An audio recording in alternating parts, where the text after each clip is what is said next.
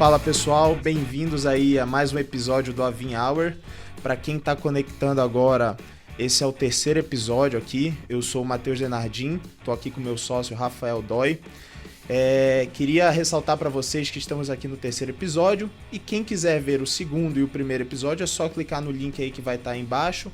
Nosso primeiro episódio feito no ano passado foi com o Mansueto Almeida, né, que é o economista-chefe do BTG Pactual, e o nosso segundo episódio foi feito com o Mário Costa lá da Offner, tá?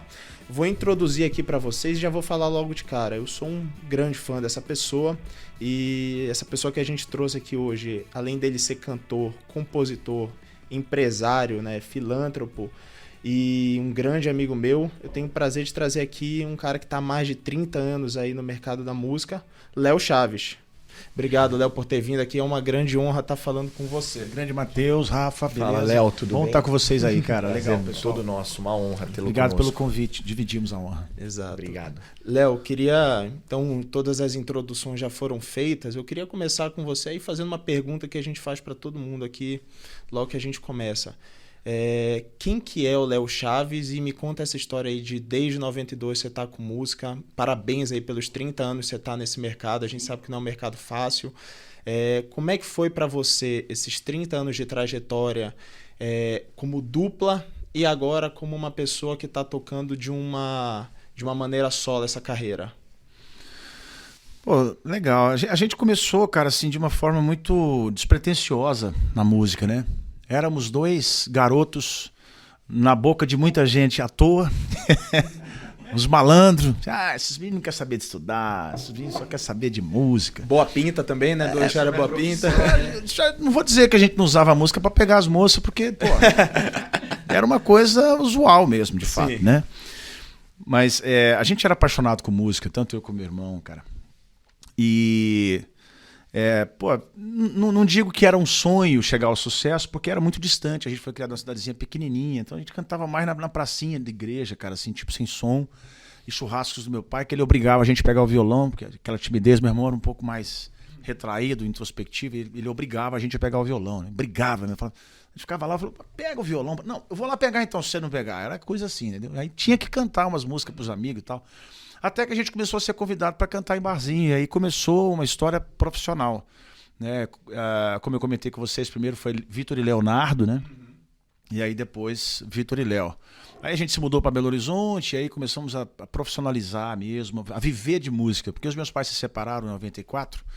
Essa fase que eu disse a vocês, 92, né? 91, 92 a gente começou. E aí em 94 meus pais se separaram e eu entendi que eu tinha que ir trabalhar para colocar dinheiro dentro de casa. Se eu quisesse comprar um tênis novo para fazer esporte, eu tinha que ir trabalhar. Né? E isso foi muito bom pra gente, porque a gente começou a ter que fazer algo. Né? Você fazer por fazer. Eu costumo dizer que sucesso é muito associado àquilo que você não faz por hobby. Né? Aquilo que você direciona o seu foco e faz realmente para fazer, que você não vê esforço naquilo. E aí quando isso aconteceu, a gente viu a música não mais como hobby, né? Como eu disse a vocês, não era mais aquela coisa de você sair na noitada, madrugada, né? E isso fez toda a diferença, porque aí a gente falou, pô, cara, agora a gente tem uma responsabilidade. Se isso aqui não der certo, é a gente que vai pagar a fatura, né? E aí mudou tudo. Então, assim, depois desse período de bares, que foram 15 anos, a gente encontrou o sucesso, que foi também uma coisa muito natural, assim. Hoje o mercado se transformou muito, o mercado da música hoje é uma indústria, né? Então você pega um artista novo que o determinado empresário colocou lá 2, 3 milhões de reais, investiu isso e aquilo, que é uma coisa natural e normal hoje. Mas naquela época já existia isso.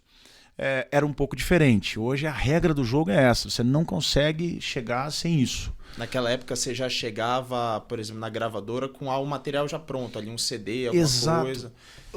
A diferença, Matheus, era o seguinte, naquela época as pessoas, não querendo ser o crítico aqui, mas de repente uma visão mais realista, as pessoas valorizavam um pouco mais a arte. Entendi. Entendeu? Sim. Tinha uma diferença também, né? Você parava mais para compor a sua música, você tinha mais esse apreço, você montava o álbum com mais, com mais carinho, assim, vamos dizer. Sim, talvez sim, não tinha essa velocidade que tem as coisas hoje, né?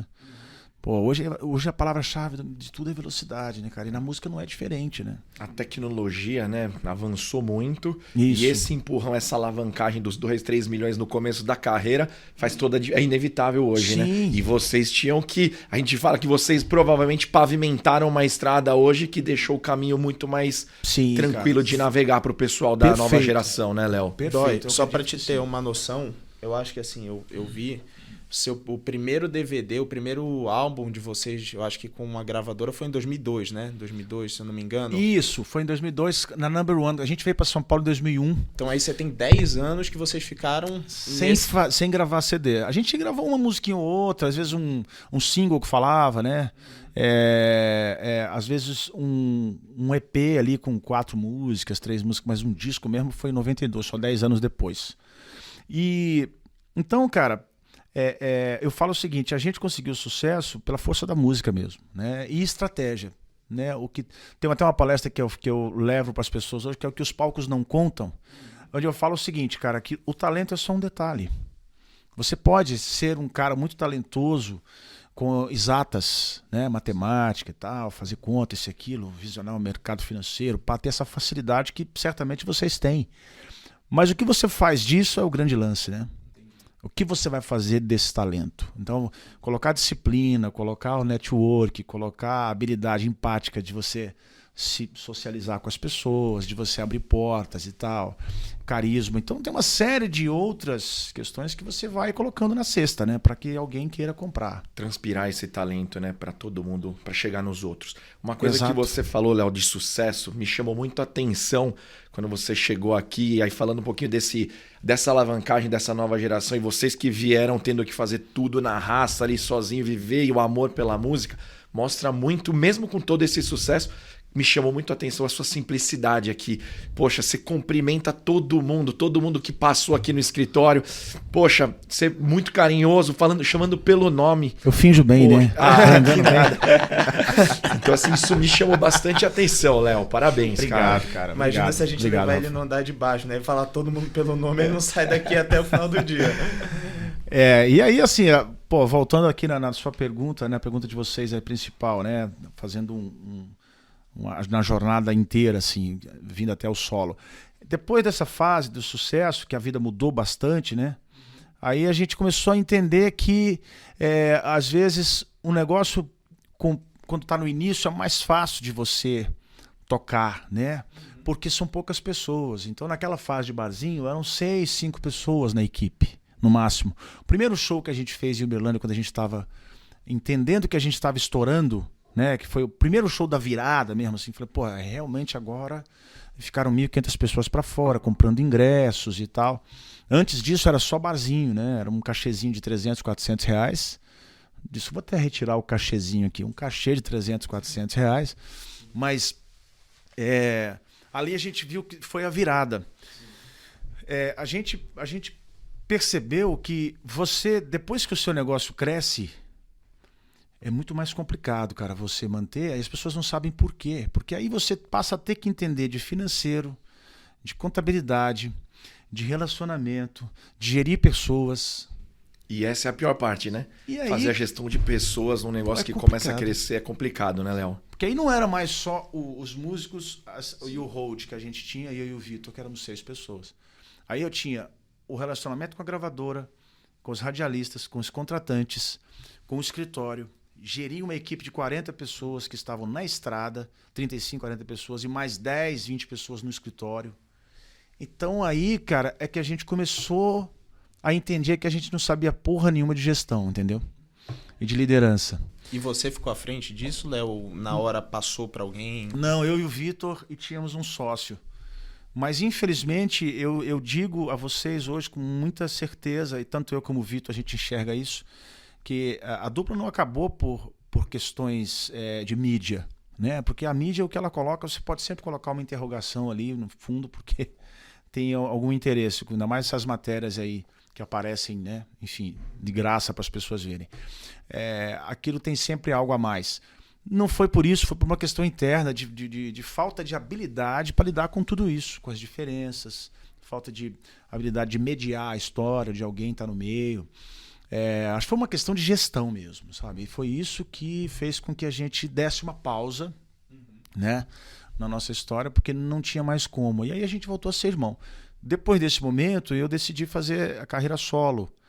E ali foi onde eu fui para outra linha, né? Então eu digo assim que a reinvenção para mim, até escrevi um livro sobre isso, A Grande Arte de Se Reinventar, ela foi a minha chave assim para esse novo caminho que eu decidi seguir. Sim, porque a gente vai até falar um pouquinho sobre disso, mas como é que se diz? O Léo também, além de tudo, é autor, né? Então, só queria adendar aí que eu te coloquei como tantas coisas no início, eu esqueci de falar autor, né? Então... Eu escrevi 2 livros e estou lançando o terceiro agora, mais na área educacional. Eu escrevi um primeiro de ficção, No Colo dos Anjos, tive o privilégio de ter sido até best-seller. E aí o segundo, A Grande Arte de Se Reinventar, ele veio 2 meses antes da pandemia, e a pandemia engoliu todo o nosso projeto de divulgação. E estou lançando o terceiro agora na área da educação. Léo, só fazendo uma analogia, desculpa, do que você estava comentando. A gente fala muito assim que o jogador de futebol precisa focar no jogo e às vezes tem o empresário que cuida. Na música, para vocês, artistas, isso também, que você está falando da gestão da carreira, vocês terem que cuidar de tudo, falar com a gravadora, falar com a contratante, falar com o rádio. Poxa, faz essa diferença de um cara que tem essa estrutura de empresário por trás e só focar em cantar, ou só focar em compor, faz diferença? Eu acho que são 2 coisas. A sua pergunta é muito interessante, cara, porque a gente vive um dilema hoje muito grande nesse mercado, né, da tal da dependência, né? Tem muitos artistas que são completamente dependentes de empresários ou de escritórios grandes, onde você tem que ficar falando amém para todo mundo e dependendo desse cara abrir porta para você. Ou seja, eu mesmo que dizer que a minha arte vai ter um peso menor na história. Infelizmente, nesse mercado, a gente vê o seguinte: a vida de um cara que está no auge, ela é uma loucura. E o cara acaba, com isso, negligenciando alguns pontos importantes, né? Vamos supor que daqui a pouco o negócio de vocês aqui cresce 10 vezes mais, e em vez de ser 100 pessoas, vão ser 1.500 pessoas para vocês. E aí vocês vão acabar negligenciando, tem que fazer algumas escolhas e deixando, né, delegando muitas coisas. E é difícil ter controle, né? No nosso caso, depois que eu fui solo, eu decidi corrigir essa negligência que eu tive nesse período, de não acompanhar a planilha, de não acompanhar comercial, de não estar presente no escritório, de não fazer reuniões de realinhamento, de feedback educativo, isso e aquilo. Eu tinha realmente negligenciado isso, tanto eu como o Vitor. E essa foi uma das grandes falhas que a gente teve no período do Vitor e Léo, do sucesso. Hoje eu tenho uma vida corrida tanto quanto, faço esse mês 17 eventos, né, em agosto. Digo para você que é praticamente o mesmo tanto que o Vitor e o Léo fazia, não no período ali de 2007, 2008, que foi quando chegou no mercado, mas depois. Só que eu também eu coloquei uma disciplina e uma prioridade, eu entendo como sendo prioridade eu participar da gestão do meu negócio. Eu tenho o meu comercial que eu faço reunião com ele, eu tenho o meu marketing que eu faço reunião com ele, eu tenho a minha equipe operacional, faço reunião com eles, eu tenho a minha equipe de estrada, eu tenho os meus músicos, eu tenho o financeiro e tenho um diretor geral. Então, assim, eu não acredito nessa coisa de você deixar 100% na mão do empresário, até porque a fatura pode ser cara. E o histórico de artistas e outros, até pessoas públicas, jogadores de futebol, que negligenciaram suas responsabilidades, voltando nesse assunto, e deixaram... Delargaram, né? Não é delegar, né? É o delargar. Delargaram, né? Exatamente. O preço é muito alto depois. Então, se eu puder dividir algo que eu vivi, é o seguinte, cara, por mais que você delegue, acompanhe, né? Acompanhe, participe. Faça parte, né? Tem o senso de dono daquele... É uma empresa, né? Querendo ou não, a gente vê depois ali a dupla Vitor e Léo nos holofotes, mas aí é uma empresa, né? Por trás é uma estrutura profissional, né? É uma empresa, sem dúvida. A premissa não deixa de ser verdadeira, né? É o olho do dono que engorda o gado. Essa é a frase. Isso aí, Matheus. Exatamente. Essa é a frase. E hoje você se considera, então, assim... Você chega e quando você para no fim do dia, você acha que você é mais um gestor? Um cantor hoje? Boa pergunta, hein, cara? Porque assim, eu vejo que tem um dia corrida, até pra gente bom. marcar de estar aqui hoje, eu falava muito lá com a Juliana do teu grupo lá. Ela, não, a gente tá numa reunião de alinhamento. Calma que a gente tá numa reunião de alinhamento. Eu falei, pô, mas o Léo tá em show. Não, ele voltou do show, tá aqui numa reunião com a gente. Eu acho que eu sou mais um empresário hoje, talvez, né? Eu acho que eu me preocupo muito com o network, eu me preocupo muito com o feedback educativo, procuro ser muito crítico, procuro implantar uma mentalidade na minha equipe de aceitação, entendeu? De uma relação de aceitação mesmo. Todo mundo aceitar as críticas para a gente construir, para a gente crescer. Eu procuro fazer isso um cardápio diário, né? Fazer disso uma coisa do cardápio diário ali. Não é fácil, né, implantar isso. Então eu diria que eu sou hoje 80% empresário e de vez em quando eu canto, de vez em quando. Cantar é consequência. De vez em quando eu sou artista. Então vamos definir assim, cantar é a consequência de você ser um bom empresário. É isso aí, cara. Até porque eu decidi gerir a minha carreira. Minha carreira solo, eu não tenho empresário. Que legal. Puxando um gancho com isso, então, já falando do empresário, Léo, poxa, com certeza é sobre esse super empresário que está fazendo com que o cantor também apareça em alguns momentos desse dia a dia. Isso aí. Eu queria que você contasse um pouquinho pra gente a diferença disso, porque assim, durante esse período de carreira era o Léo cantor. E poxa, a gente tem o empresário, a gente tem o palestrante, que é um assunto que se você puder também compartilhar, que é super legal você dividir essas experiências com um público que vai se identificar muito com a sua história, porque só muda a profissão, as dores são as mesmas no final do dia, e enfim. E fala-se também um pouquinho do Instituto Hortência, né, que eu acho que é um gancho legal que o empresário deve ter combinado e chego nessa baita oportunidade aí. Além disso, é um gancho também, eu estava reparando no Instituto Hortência também os livros que você escreveu, me corrija se eu estiver errado, mas assim, você tem ali um viés mais educacional, voltado mais para criança, é esse tipo de negócio mesmo ou não? Os livros são diferentes? Porque o Instituto é para crianças e jovens, certo? Não, esse livro, o último livro que nós estamos lançando, educacional, ele tem um viés socioemocional, que é o que o Instituto faz. O Instituto ele aplica metodologia socioemocional em escolas. Entendi. E a empresa que eu vou explicar isso depois para vocês, mas o que aconteceu foi... aliás, eu vou aproveitar agora e falar sobre o Instituto. Sim. Porque... E vou responder a sua pergunta, Rafa. Desculpa, como colocamos algumas, né? Vamos lá. Imagina, pô. O que acontece é o seguinte, o Instituto, ele nasce no momento de uma mudança muito grande na minha vida. 2016, mais ou menos ali, 2016. Né? Isso. Mas eu passei por um período assim, não sabendo lidar muito com a fama e com o sucesso, com a correria. Eu busquei a fuga. O negócio era só bebida e uísque todos os dias.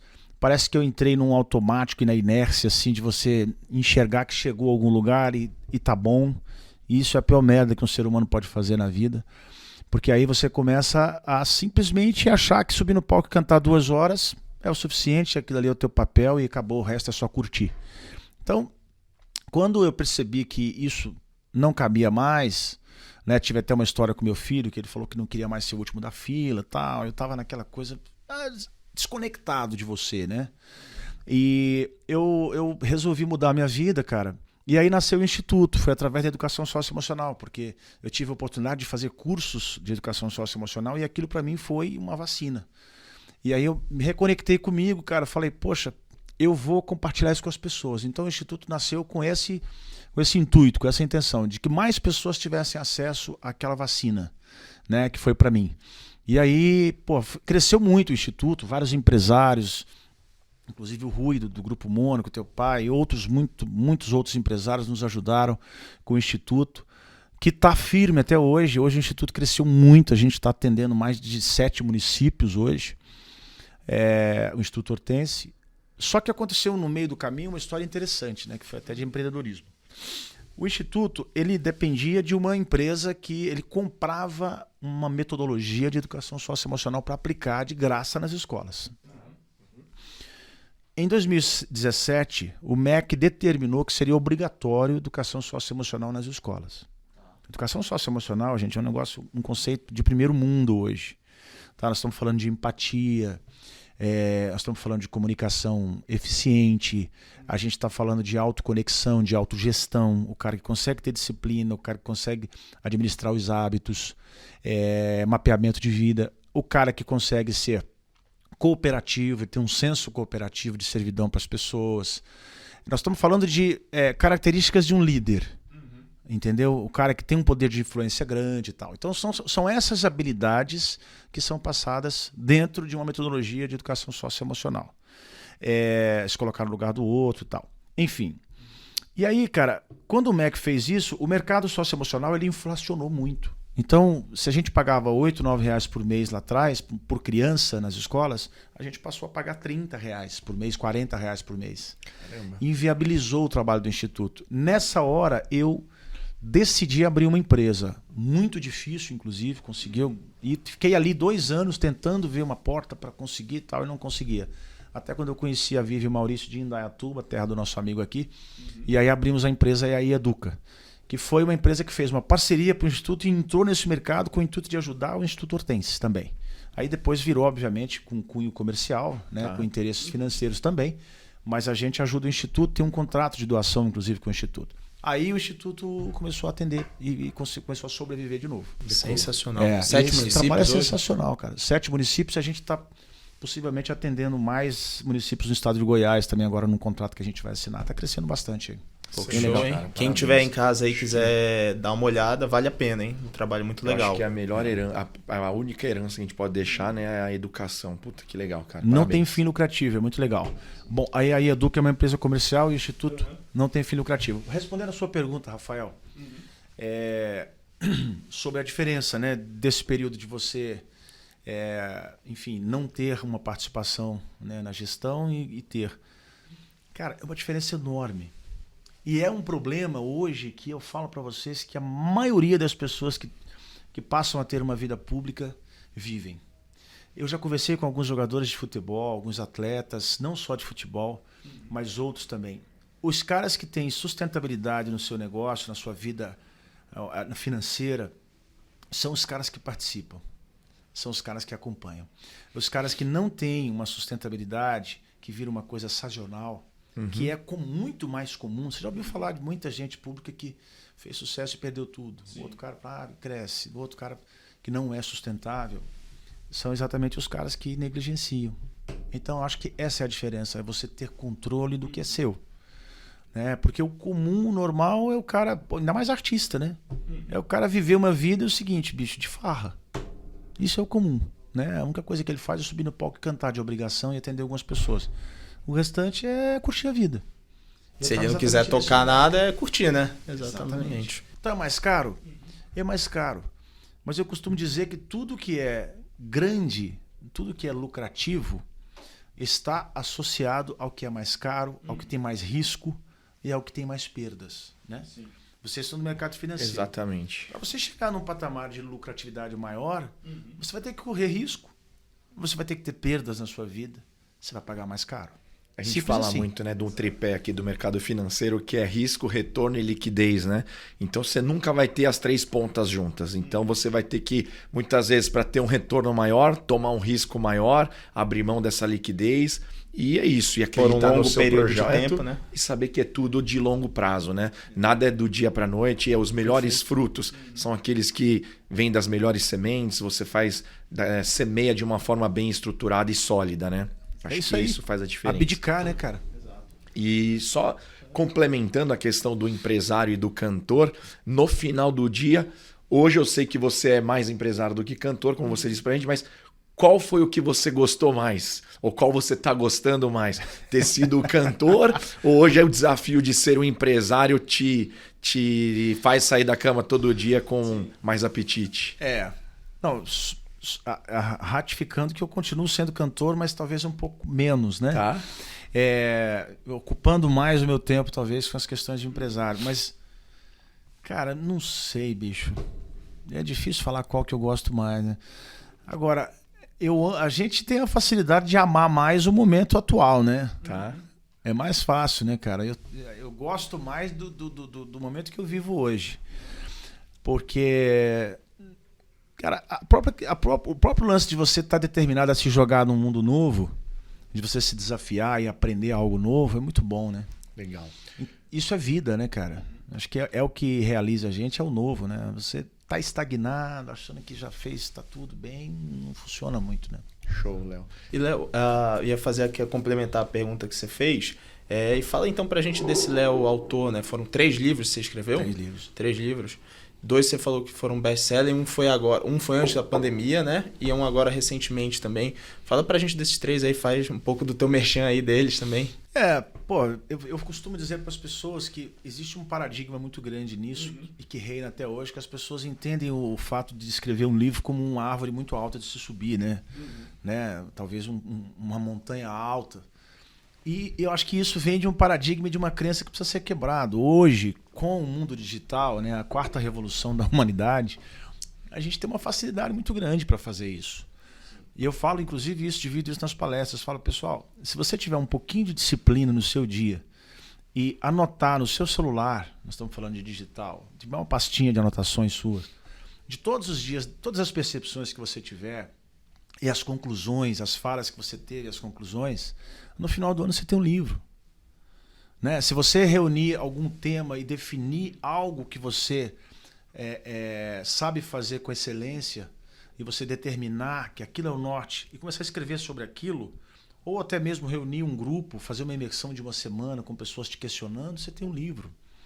Basta você gravar aquilo ali e depois você organizar o texto. Então está muito longe de ser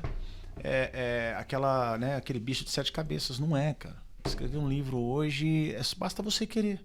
Poxa, que né? legal. Você foi lá e fez 3, né? Mas não vai estar. Fez 3. Quais são os nomes dos 3, Léo? No Colo dos Anjos, que é o de ficção. A Grande Arte de Reinventar. E esse último, A Grande Arte de Educar. Educar. Lançou agora? Não, vou lançar ainda. Vou lançar. Já tinha comentado com alguém antes ou não? Era spoiler? Sim, não. As pessoas já sabem, eu já anunciei. Na verdade, o livro está pronto já. Sim, senão a gente ia falar que era spoiler aqui, você tá dando spoiler pra gente. Mas não tem problema também. A gente está aí num momento de negociação com editoras e tal, e vendo qual caminho que a gente vai seguir. Legal. Ô, Léo, deixa eu te falar. Você comentou do seu filho e, poxa, eu tenho 3, você tem 3 também, né? E, poxa, a gente sabe o que a gente batalha, é tudo por eles e para eles, né? Então a gente fica aqui na correria. Como que é administrar essa agenda maluca de artista, de empresário e a família, né? Porque a gente aqui como empresário, o nosso é empreendedorismo na veia também aqui. E, poxa, a gente já falou de quem engorda o porco são os olhos do dono, a gente tá junto, a gente é muito skin in the game, que eu falo que é uma expressão nossa aqui do mercado. Como que é para vocês, artistas e empresário, ter que equilibrar todos esses pratos? Inclusive, só um adendo, teu filho mais velho, Matheus, também, né? Tá na carreira musical, né? Tá na carreira musical também. Tocando guitarra e compondo. Que legal. Então, né, cara, falando sobre a vida corrida, a vida dedicada, né? Do empresário, do cara que foca naquilo que ele tem que fazer e que abdica de outras coisas, ela é uma vida um pouco mais complicada mesmo no quesito, né, nessa ótica de família. Mas tem recursos? Claro que tem, tudo é estratégia. Como eu disse, por exemplo, eu estou na estrada, eu pego um celular e faço um vídeo todos os dias. Ter a disciplina de acompanhar e participar da vida deles. E falar, papai está trabalhando, papai ama trabalhar, mas papai está com você, papai está com vocês.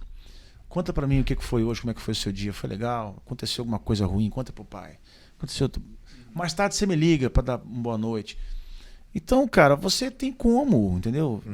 Eu não posso ser refém do que eu construí da minha carreira. Não dá pra você ser refém. Não dá pra eu terceirizar essa responsabilidade. É culpa minha, cara. Né? A responsabilidade é minha. Eu posso ser mais presente se eu quiser ser mais presente. Mas com qualidade, né? Independente do tamanho da quantidade, o que vale é a qualidade. Eu concordo 100% com você, Léo. Perfeito. Show. Léo, está chegando aqui o fim do nosso bate-papo, mas eu queria fazer agora uma pergunta de fã, tá? Eu fiz a pesquisa aqui, eu vi que foram mais de 9 álbuns gravados, mais de 250 músicas, e eu queria saber, nesse tempo todo de dupla aí, durante todo esse trajeto que você fez, qual que foi o teu álbum preferido ou gravação preferida e aquela música que você fala assim, essa é a música que eu levo comigo do Vitor e Léo? Pô, boa, né, cara? Rapaz. Eu tenho algumas canções, eu não poderia ser. Talvez eu seria injusto de citar uma só. Eu seria injusto com muitas outras. É como se fossem filhos, né, cara? Filho, né? Cada qual que tem uma qualidade. Eu tenho a minha favorita que eu vou falar depois, mas eu também tenho. Mas tem, por exemplo, a Fada. A Vida Boa, que foram músicas que deram início ao projeto, e Amigo Apaixonado, que fizeram parte ali da ascensão. Aí depois veio Tem Que Ser Você, Borboletas, o segundo disco. Todo artista fala, ele vai provar se vai ficar no mercado, é com o segundo disco. Primeiro, todo mundo vai, né? Todo mundo estoura. Vamos ver se vai ficar, é com o segundo disco. E veio a prova. Então veio Deus e Eu no Sertão no segundo disco. Borboletas e Tem Que Ser Você, que foram as músicas que ficaram. Então, cara, eu digo assim que são tantas canções. Aí depois, mais pra frente, teve Na Linha do Tempo, que foi uma música que ficou consagrada também, e foi uma virada de chave meio do Vitor, uma reinvenção dentro da nossa jornada mesmo. A gente arriscou tudo ali, eu e o Beto produzimos essa música.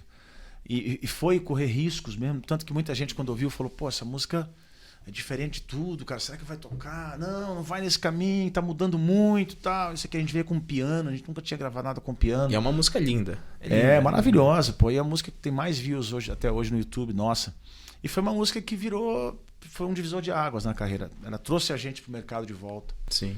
Eu Vim Pra Te Buscar, é tua também? Foi composição tua? Sim, foi que o Bruno gravou. Foi desse mesmo disco da Linha do Tempo. Uma pena não ter trabalhado essa música, cara. Eu gosto muito dela, cara. Porque o lance de trabalhar em rádio hoje é um divisor também, né? O rádio hoje continua sendo uma chegada muito forte até o público, entendeu, cara? Tem uma expressão muito forte no mercado. Poxa, que legal. Você falou que podia ser um pouco polêmico. Então, assim, eu vou colocar uma aqui, já que você não quis amar um filho mais do que o outro e falou algumas músicas. Sim. Eu gosto. A minha favorita é Borboletas, que você comentou. Mas, assim, então, vocês fazem muitos shows, muitos eventos juntos. Qual foi a dupla que subiu no palco ao lado de vocês que você falou, puxa, esse tremeu as pernas, ou assim, foi a referência? Tem que falar, pô, cantei do lado desses caras. Ah, pô, legal. Então, cara, o Chitãozinho e Chororó foram uma dupla que, né, a gente sempre admirou muito, eu e o Vitor, né? O Roberto Carlos, a gente cantou uma vez junto com ele. Realmente a gente fica diferente um pouco, né? É um cara com uma história incrível, e, enfim, um legado. Tem tanta gente, né, bicho? Eu acho que tem uma ali vida, cara. Com o Zezé também, naquele show que vocês fizeram ao vivo, Quando Você Some. Gravamos junto com eles também. Essa música é bonita também, é boa. Almi Sater, né, Renato Teixeira, que foram caras também que referência para mim e pro Vitor. A Alcione nós gravamos, que gravou Deus e Eu no Sertão com a gente. Mas eu acho que por aí, assim. A coisa aconteceu tão passo a passo, né, que não houve aquele lance de você se desmoronar, assim, sabe? Quando a gente lidava tranquilamente, assim. Legal. E tremia só um pouquinho. Léo, então, queria só, já aproveitando que o Dói deu uma polêmica, eu também queria perguntar para você. Será que futuramente teríamos aí uma volta de Vitor e Léo? Quem sabe, daqui uns anos? O momento que eu vivo hoje, Matheus, é muito bom, cara. Eu vivo um momento muito feliz na minha vida. Eu consigo ter o time que eu gostaria de ter, cada vez mais evoluindo. Eu tenho um timaço, graças a Deus. Hoje eu tenho uma equipe muito conectada, com um senso coletivo bacana. Eu tenho uma equipe que tem uma visão sistêmica, não tem o goleador, né? A gente cada vez menos vê isso. Eu vejo isso na minha equipe. Não existe o goleador, a gente quer ganhar o campeonato e todo mundo ganhar junto. E isso faz toda a diferença. Os eventos que eu faço hoje têm um nível de qualidade excelente, tanto musical como estrutural. Estou no mercado corporativo atuando muito. A gente chegou aí depois de 4 anos, né, de 2018 para cá, investindo no mercado corporativo. Hoje nós somos certamente top 3 Brasil no mercado corporativo, ou enfim. Estamos muito satisfeitos. Eu entrei para o mercado de palestras com uma dúvida muito grande se ia dar certo. E na primeira palestra que eu fiz, juro por Deus que eu não cheguei em casa e falei, você nunca mais vai fazer isso na sua vida. Porque foi uma decepção enorme, assim. E aí depois me joguei nesse mundo, treinei comunicação, fiz vários cursos, estudei leitura pra caramba. Falei, cara, eu vou ter que vencer isso aí. E a gente está no mercado de palestras hoje, fazendo grandes eventos e tudo mais. Então, cara, estou vivendo um momento ímpar. Eu converso muito com meu irmão sobre uma possível turnê no futuro, mas uma coisa mais comemorativa, assim, contemplativa, do que especificamente voltar uma carreira, né? Ele também tem os projetos dele, lançou o VC1, agora vai lançar o VC2. E eu vou lançar o meu primeiro DVD esse ano, que eu gravei aqui em São Paulo, o ano passado no Villa Country, com grandes participações. Vai ser o meu primeiro projeto solo, né? Que legal. Eu estrategicamente não voltei para o show business, mercado de ingressos, e agora vou estar retornando. Então, assim, cara, eu tô muito focado no agora, assim, sabe? Agora a gente não vai voltar, não. Sabe? O futuro a Deus pertence. É isso aí, quem sabe. Excelente, Léo. Léo, Possa ser que sim. exato. Uma turnê, né? Sensacional. Pô, Léo, então, antes de você ir, cara, a gente tem uma surpresa pra você, né? A gente tem um quadro aqui que quando a gente vai encerrar o nosso programa, a gente nomeou de Na Palavra de Quem Você é Referência. Então a gente fez um vídeo aqui de 2 pessoas que, pra elas, você é uma referência no negócio, na música, e a gente queria que você visse. Então essas pessoas aí eu acho que você conhece, pode dar o play aí. Fiquei arrepiado aqui. Oi, Léo, tudo bem? Estou passando aqui para falar que Grande Fred. tenho por você muito carinho, mas acima de tudo eu tenho muito respeito, muita admiração. São 6 anos já de amizade, a gente se relacionando como parceiros, como amigos, né? Tive a oportunidade de vivenciar um pouco desse Léo pai, super pai, com muita disposição e com muito amor para entregar para os seus filhos. Tive a oportunidade de trabalhar com você, de desenvolver projetos com você, e fomos muito bem-sucedidos. Da nossa parte, da parceria, eu posso dizer que você, assim como você sempre fala, você entrega muito mais do que promete, e isso por si só já fala quem você é como um parceiro, né? Te desejo tudo de bom, muita saúde e sucesso em todas as suas realizações, em tudo que você desejar realizar, e eu tenho certeza que não será pouca coisa, porque você é um cara que corre atrás dos seus sonhos e sabe que para alcançá-los demanda de fato muito trabalho e um time muito bom. Então eu desejo para você muita garra, meu amigo. Forte abraço. Fala, Léo. Aproveitando esse momento aqui para te agradecer, te parabenizar por esses 5 anos juntos, né? Essa trajetória aí que nós viemos construindo ao longo desse tempo e que tem muito caminho pela frente, tá? Então, eu queria dizer o quanto eu te admiro como pessoa, como profissional, e conta comigo, conta com a Mônaco, vamos junto. Parabéns, presidente. Um abraço. Grande Rui, grande Fred Bezerra, Rui Denadir. Aproveito para mandar um abraço para toda a família Denadir, sua família, que Obrigado. eu conheço todo mundo, adoro a tua família, sou um grande admirador. E o seu Armindo, né? Vou passar, ele Armindão, vai estar assistindo. Armindão Vai estar lá, assistindo. firme. Ô Rui, obrigado pelas palavras. Eu tenho o privilégio de trabalhar junto com o Grupo Mônaco, é um dos parceiros que eu tenho hoje. E junto com o Grupo EBD do Fred Bezerra, conheço também toda a família do Fred, adoro todos eles, tenho a honra de vestir a camisa desses 2 grandes empresários e da empresa deles. Pô, retribuo toda a gentileza aí das palavras a vocês. Eu sou fã de vocês e admirador de vocês também. E agora vestindo o colete Aquavera também, né? Mais uma parceria aqui, ó. Vamos nessa. Vamos pra Léo, cima. Poxa, muito obrigado. Que bate-papo gostoso. Espero que toda a nossa audiência tenha gostado. Deixar para o meu grande Matheus fazer o fechamento aí, mas obrigado, cara. Valeu, Rafa. Obrigado, estar com você. Adorei Obrigado estar com mesmo vocês pela aí oportunidade. Eu só tenho, sim, agradecer também, né? Poder ver o Léo desde criança, acompanhar ele como artista, como fã. Eu estar aqui sentado hoje numa mesa de bate-papo com ele. Acho que é um daqueles momentos que a gente fala, cara, hoje foi um dia que faz o checklist, assim. Fiz uma entrevista, um podcast com alguém que eu considero um ídolo e sou fã. Obrigado, Léo. Cara. Show, obrigado, Matheus. Obrigado, gente. Abraço. Sucesso pra vocês aí. Privilégio estar dividindo com vocês aí. Valeu. Um grande abraço, pessoal.